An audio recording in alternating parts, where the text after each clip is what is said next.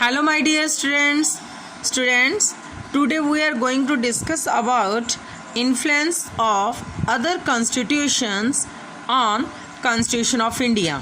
ਇਹਦਾ ਮਤਲਬ ਇਹ ਹੈ ਕਿ ਅੱਜ ਅਸੀਂ ਇਹ ਪੜਾਂਗੇ ਕਿ ਇੰਡੀਆ ਦੇ ਕਨਸਟੀਟਿਊਸ਼ਨ ਉੱਪਰ ਦੂਸਰੇ ਕਨਸਟੀਟਿਊਸ਼ਨਸ ਦੇ ਕੀ ਇੰਪੈਕਟਸ ਪਏ, ਕੀ ਪ੍ਰਭਾਵ ਪਏ। Some critics are of the view that the Indian constitution is a bag of borrowing। ਇਹਦਾ ਮਤਲਬ ਕੀ ਆ? ਇਹਦਾ ਮਤਲਬ ਇਹ ਆ ਕਿ ਕੁਝ ਕ੍ਰਿਟਿਕਸ ਜਾਣੇ ਕਿ ਕੁਝ ਆਲੋਚਕਾਂ ਦਾ ਇਹ ਮੰਨਣਾ ਆ ਕਿ ਜੋ ਇੰਡੀਆ ਦਾ ਕਨਸਟੀਟਿਊਸ਼ਨ ਆ, ਇੰਡੀਆ ਦਾ ਜੋ ਸੰਵਿਧਾਨ ਆ, ਇਹਨੂੰ ਉਧਾਰ ਮੰਗਿਆ ਹੋਇਆ ਕਿਹਾ ਜਾਂਦਾ ਆ, ਠੀਕ ਆ, bag of borrowing, and it's lack in originally. ਇਹਨੂੰ ਅਸਲੀਅਤ ਦੇ ਵਿੱਚ ਇਹਦੇ ਵਿੱਚ ਬਹੁਤ ਸਾਰੀਆਂ ਕਮੀਆਂ ਆ। ਇਹ ਖੁਦ ਜਿਹੜਾ ਵਾ ਬਣਾਇਆ ਹੋਇਆ ਨਹੀਂ ਆ, ਇਹਦੇ ਵਿੱਚ ਬਹੁਤ ਸਾਰੀਆਂ ਵੀਕਨਿੰਗਸ ਨੇ। ਇਹ ਇੱਧਰੋਂ ਉੱਧਰੋਂ ਮੰਗਿਆ ਹੋਇਆ ਕਿਹਾ ਜਾਂਦਾ ਆ। ਦ ਕ੍ਰਿਟਿਕਸ ਹੋਲਡ ਦਿਸ ਵਿਊ। ਕ੍ਰਿਟਿਕਸ ਇਹ ਕਿਹੜੇ ਬੇਸਿਸ ਦੇ ਉੱਪਰ ਆਪਣਾ ਇਹ ਵਿਊ ਦਿੰਦੇ ਨੇ? Because the reason that Indian constitution bears the influence of many constitution of the world। ਕਿ ਇੰਡੀਆ ਦਾ ਕਨਸਟੀਟਿਊਸ਼ਨ ਜਿਹੜਾ ਆ ਉਹਦੇ ਉੱਪਰ ਵਰਡਸ ਦੇ ਦੂਸਰੇ ਕਨਸਟੀਟਿਊਸ਼ਨਸ ਦਾ ਬਹੁਤ ਜ਼ਿਆਦਾ ਪ੍ਰਭਾਵ ਆ, ਵਿਚ ਇਜ਼ ਐਜ਼ ਗਿਵਨ ਅਹੈਡ, ਜੋ ਕਿ ਇਸ ਤਰ੍ਹਾਂ ਦਿੱਤਾ ਹੋਇਆ ਹੈ। ਫਸਟਲੀ ਇਸ ਵਿਊ ਪੁਆਇੰਟ ਦੇ ਫੇਵਰ ਦੇ ਵਿੱਚ ਫਸਟ ਪੁਆਇੰਟ ਜੋ ਦਿੱਤਾ ਹੋਇਆ ਵਾ, influence of the constitution of great Britain. Influence of the constitution of great Britain ਯਾਨੀ ਕਿ UK ਯੂਨਾਈਟਿਡ ਕਿੰਗਡਮ ਦਾ ਕੀ ਇੰਪੈਕਟ ਪਿਆ ਇੰਡੀਆ ਦੇ ਕਨਸਟੀਟਿਊਸ਼ਨ ਦੇ ਉੱਪਰ। ਸਭ ਤੋਂ ਪਹਿਲਾਂ ਮੈਂ ਦੱਸ ਦਿਆਂ ਕਿ ਇੰਡੀਆ ਜਿਹੜਾ ਇੱਕ ਲੌਂਗ ਟਾਈਮ ਤੱਕ ਸਲੇਵ ਰਿਹਾ ਵਾ ਗ੍ਰੇਟ ਬ੍ਰਿਟੇਨ ਦਾ।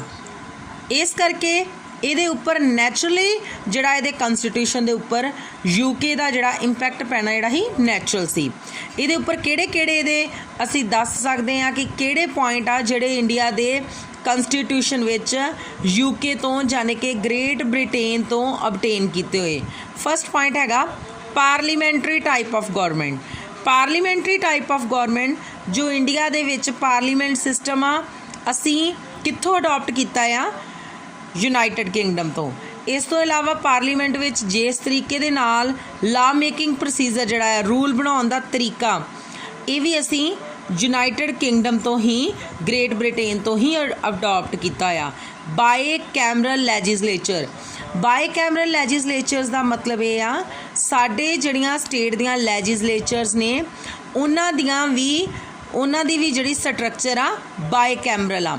ਬਾਈ ਕੈਮਰਲ ਦਾ ਮਤਲਬ ਆ ਕਿ ਇਹਦੇ ਦੋ ਨੇ, ਇੱਕ ਹੁੰਦੀ ਆ ਸਟੇਟ ਲੈਜਿਸਲੇਟਿਵ ਅਸੈਂਬਲੀ ਔਰ ਇੱਕ ਸਟੇਟ ਲੈਜਿਸਲੇਟਿਵ ਕੌਂਸਲ। ਇਹ ਜਿਹੜੀ ਸਟਰਕਚਰ ਆ ਇਹ ਵੀ ਅਸੀਂ ਗ੍ਰੇਟ ਬ੍ਰਿਟੇਨ ਤੋਂ ਅਬਟੇਨ ਕੀਤੀ ਆ, ਉੱਥੋਂ ਇਹ ਪੁਆਇੰਟ ਜਿਹੜਾ ਵਾ ਲਿਆ ਹੋਇਆ। ਲਾ making procedure.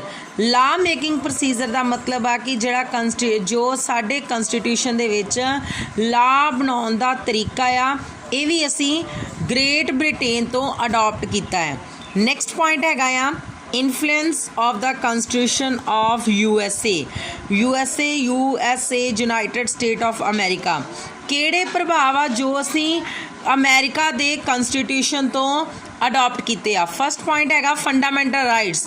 Fundamental rights are those rights which are fundamental for an individual. Fundamental rights ਜਿਹੜੇ ਆ ਅਸੀਂ USA United State of America ਤੋਂ ਅਡੋਪਟ ਕੀਤੇ ਨੇ। ਨੈਕਸਟ ਹੈਗਾ ਆ special position of judiciary.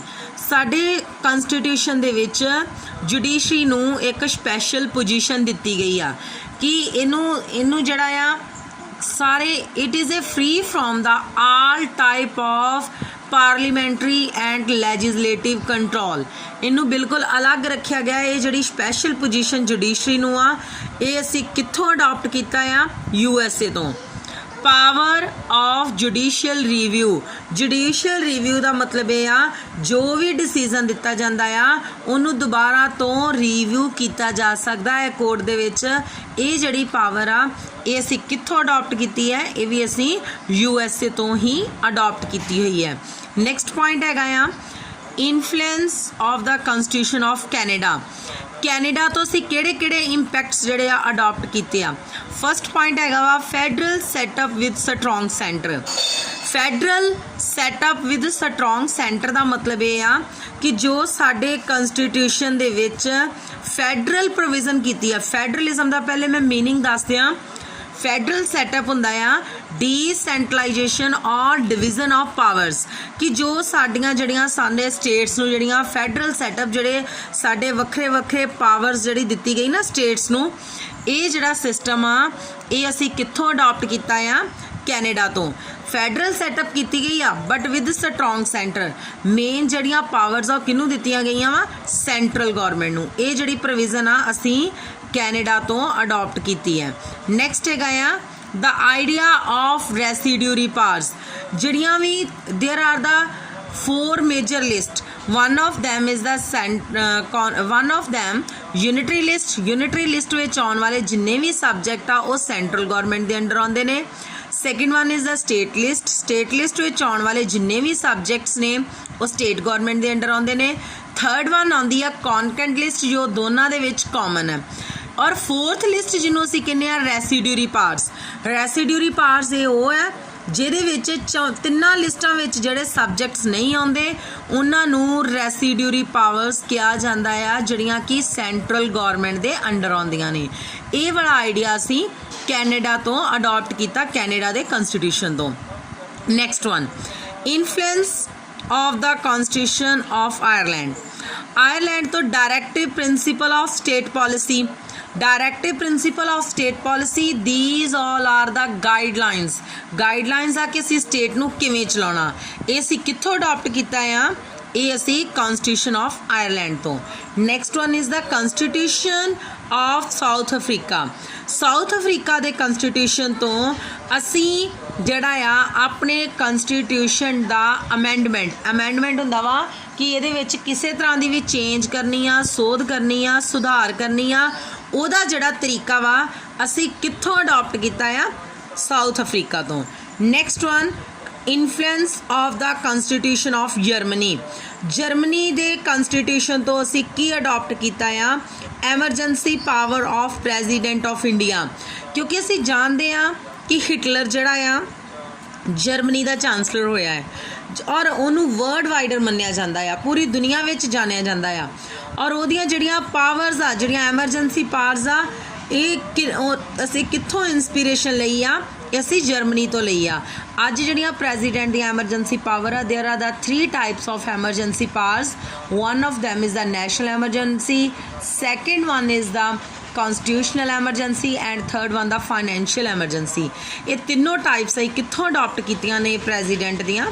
Germany के कॉन्स्टिट्यूशन तो। नैक्सट जो है उहदे विच हैगा आ